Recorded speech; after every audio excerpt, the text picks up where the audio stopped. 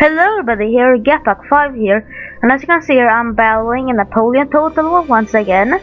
It was a long time ago I did this, but so this is actually gonna be in the Pyrenees Peak. It's gonna be the winter settings on night and on snowstorm. So I'm gonna play as the Spanish, and my army will be consisting of, my general will be Francisco Castaños. I will have 2 units of dragoons, 1 in each flank with 1 chevron. And I thought these guys are gonna shoot the enemy, but they are just melee dragoons who can dismount. And I have 2 units of lanceros, 1 in each flank.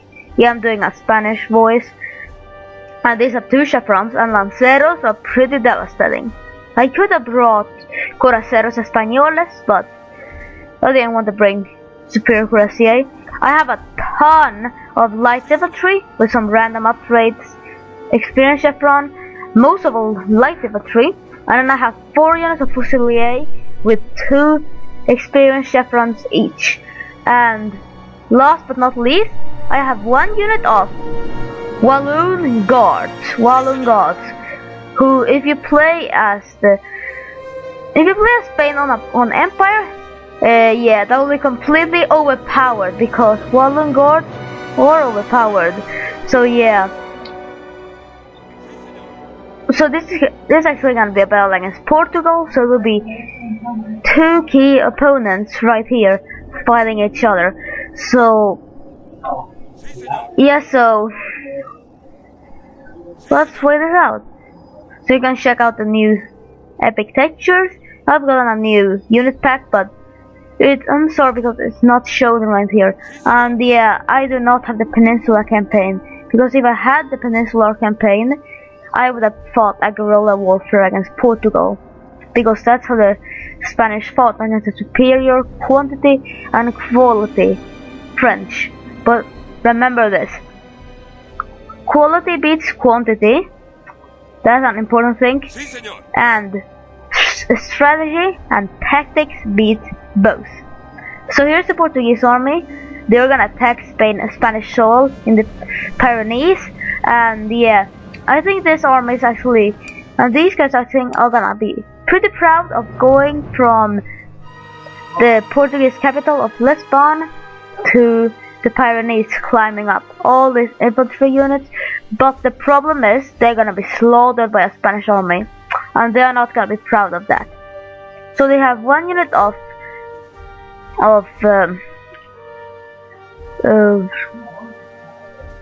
well,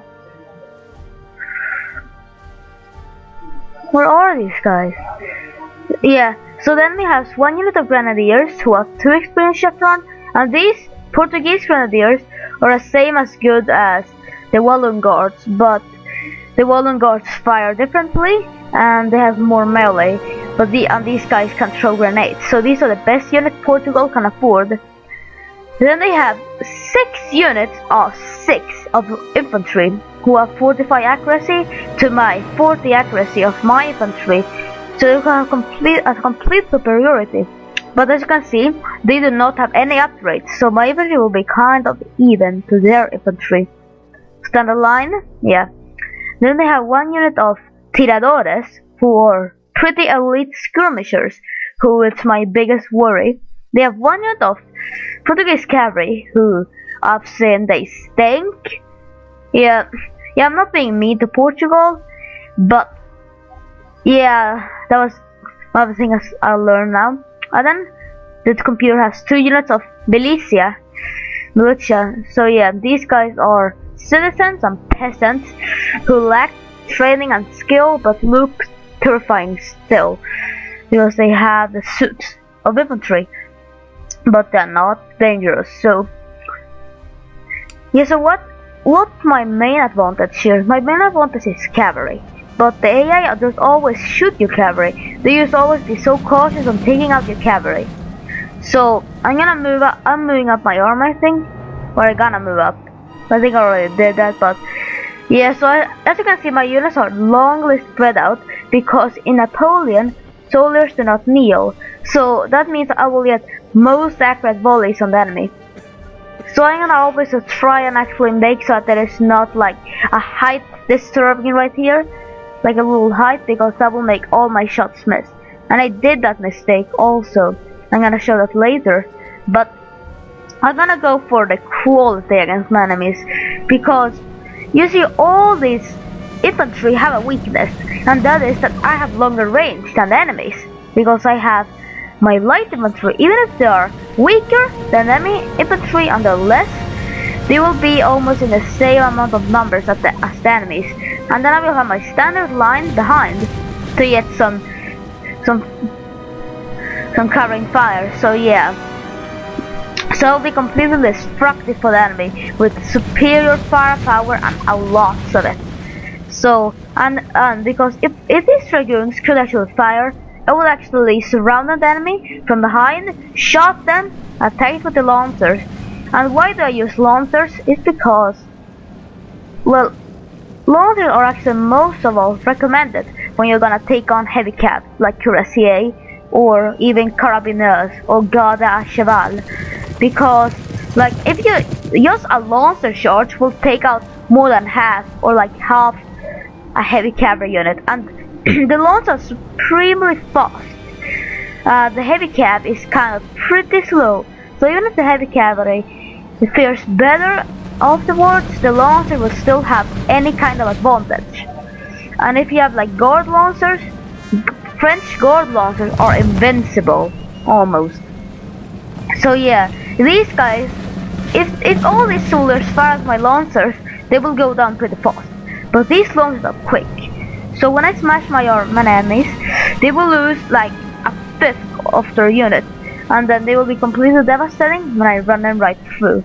Because cavalry Napoleon is kind of good. Not like the cavalry medieval 2 or Rome, that's kind of overpowered. But that's kind of true. Because like, you see today, you don't never use horses into battle. What do you use as cavalry? Well, you use tanks.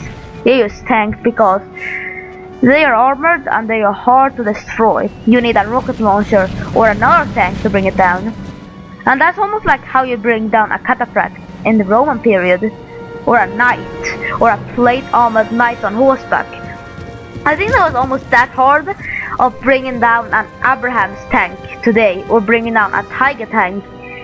Yeah, a Panzerkampfwagen 6 Tiger, or the King Tiger, bringing down a King Tiger in the Second World War. Yeah, that's almost that hard to actually bring down a plate armored knight with a shield, a small shield, like a buckler, then like a long sword, and then some chainmail. I guess a super well trained knight with a buckler, a small shield, one with a stock sword, and super good training. So now we're gonna move up my army even more, and my enemy is kind of isolating these important units, the tiradores, and they do. Well, I'm not gonna spoil this, but so then we cav is in 3 rows, so it's a perfect way to have your cavalry. If you're gonna use lancers, it's recommended to have them on 2 rows, and that was just how it went, because that means they're gonna get better shots. If you blob them up, they can actually smash longer time, but they will not be devastating. So if you're gonna smash this unit, I'm gonna be on a long line to do as much damage as possible.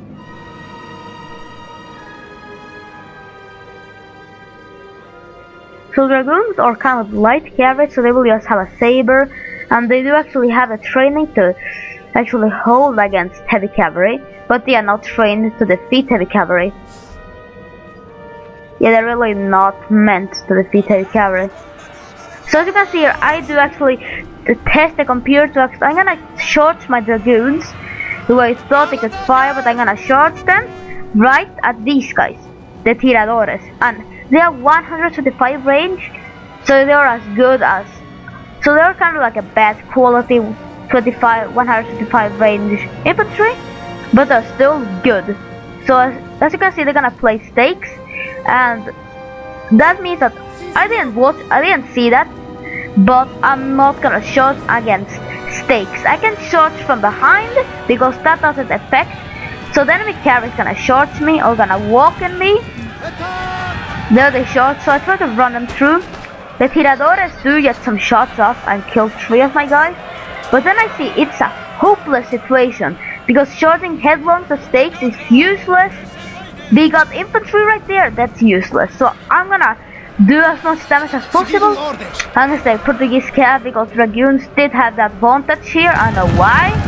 But so I'm gonna run back my Dragoons, and here back, I see the militia is isolated right here. So I'm gonna charging all my 2 cavalry units, my Dragoons and my Lanceros, against these guys because these militia are exposed and weak. So one heavy charge on this demoralized infantry will take care of these guys. So here's a kind of like a race here, but I've got a surprise for these light bad cavalrymen. So here comes my cavalry right here. So I don't know what's going on here, but my heavy cavalry here is gonna smash the enemy, and my surprise is heavy Lanceros who are gonna smash these guys from the front. And Lanceros have a huge chance of destroying Portuguese cav. So this militia are now gonna fire at their standard way, kill some of my Dragoons who are at meat shield, and then I'm just gonna smash them, and then it's just gonna be destroyed. And then they prepare to shoot at me, but they're gonna run back.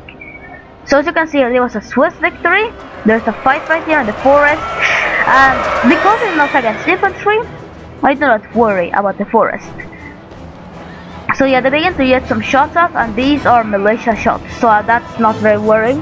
But here we have some grenadiers right here, ready for action. But luckily, I run them back.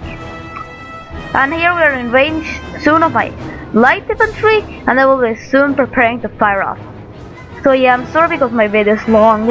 I'm gonna try to do some educational stuff in this video. Yeah. So my Lanceros are gonna walk back to make a line like this, and the enemy's actually gonna run forward. I don't know why, because that means I'm gonna get off better shots. So look at this. Even if look at this, I have this hill disturbing, and that's a big mistake because look at most of the shots hitting right there. I do still hit some of Portuguese troops, and I do get demoralized. So here I see this militia right here, and I'm gonna charge them because I am kind of jealous against these crap units. So here is the enemy tiradores right here, gonna do up some sniping shots of my infantry, or might even my cavalry, and then I charging my cavalry. My lancers will go against the tiradores and my dragoons against the infantry. So then the infantry is superior to my line, but not the combined forces and the Walloon Guard. So here comes my cavalry, all my cavalry smashing in right here on the grenadiers, who are gonna stand their ground because they're grenadiers. So here comes the big cavalry charge. As you can see, my Walloon Guards are firing off. I think they're actually doing the platoon fire. Yes, they're doing that. And so as you can see, I'm chasing the skirmishers right off the field because their stakes is back here. So what the enemy could have done is just moving their skirmishers to do lots of damage against me. They could use their cavalry to try and trick my cav into the trap of their whole army, and then try to lure me into a thing, but it's just AI. So the enemy's losing still, even if they can do a clear point blank shot, they're still losing against my combined firepower. So yeah, I'm losing a lot of guys right here, but doesn't prevent me from victory. So as you can see, I'm gonna run back my cavalry from here, but I'm gonna run through right to my enemy general. We have killed their general, sir. And look at that, I ran through my cavalry, through the enemy infantry blockading right here, and I killed the enemy general on the shot. So that was a completely devastating thing. Then I ran through my dragoons right here. My lancers finished the job on the enemies, and if you use lancers or heavy cav or any kind of cavalry to run right through standard infantry, they will be completely disrupted and scared. So here comes my dragoons in the flanks, gonna smash these guys. They do actually get prepared for that charge, but that reaction is not gonna help them anything. So here are my dragoons, and they're, yeah, I don't know why they're idle and still winning. So they're gonna come from behind with even more cavalry. more than my launcher dragoons, and as you can see here, it's a complete massacre of Portuguese soldiers. So yeah, look at this, man, that's a massacre. So yeah, I think it was a lot of stuff that I could actually teach you guys of Napoleon Total War. I think I see the enemy general is routing, but he's gonna come back. Yeah, because they lost the general. So yeah, there's gonna be a snowstorm here. This is actually a snowstorm. Like, yeah, like up here in Sweden, there's a huge snowstorm. The window is like, it's like 10 centimeters snow right there in the windows. So look at this, my dragoons are slaughtering the enemy grenadiers. So yeah, these grenadiers do actually get the punishment for this. Oh yeah, that's 2 units of grenadiers, I forgot that. So the last grenadier unit is firing and winning. I don't care about that because I've already got this battle on use. But so as you can see, my launchers gain experience, and they're gonna now run right in and completely trap these grenadiers, and they do actually rout even before they get into battle, I think. So they're gonna break off this elite grenadiers. Look like, yeah man, these look like United States Marines from the Shogun 2, from Fall of the Samurai in Shogun 2. Be sure to check my Fall of the Samurai series, or like my Shogun 2 vids, even if you do not own Shogun 2. Just if you do actually be interested in Total War and like Japanese Fall of the Samurai history, check out my videos about that. Just search Shogun 2 on my channel. You should be able to get that. So man, that's a kind of annoying thing that they're just yelling like that, the cavalry. Serious enemy general, stop running up. And I'm just going to show you my own general. I'm gonna put it on pause mode right real quick. So I don't know why my general managed to kill somebody, because I don't think they got pistol from them, like Shogun 2. So I think this is actually Francisco Castaños. This guy. Nope, this guy. Oh, I glitch. So let's see. So let me generals right here. I just need to show you this epic shot. My hero is exhausted, then my general is exhausted, and yeah, this snowstorm might be epically devastating against the enemy, because yeah, if you're in Sweden right now, or here like that, the snowstorm is completely devastating. So look at this shot. My lanceros on the flank and my dragoons in the front. Smash! So look at that. Both 3 units are exhausted, but my carry completely overrun these guys. And then my general unit gets mercifully hacked down, and no one survives the massacre. There is no noble that's gonna survive this battle. The massacre on the Pyrenees Peak, rather called the Pain Peak. Pyrenees Peak. So there was a victory. The computer rage quitted right there.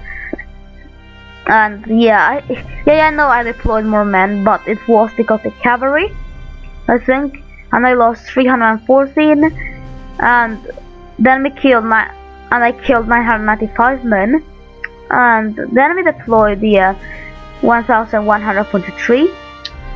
They lost 1023, and they killed 125.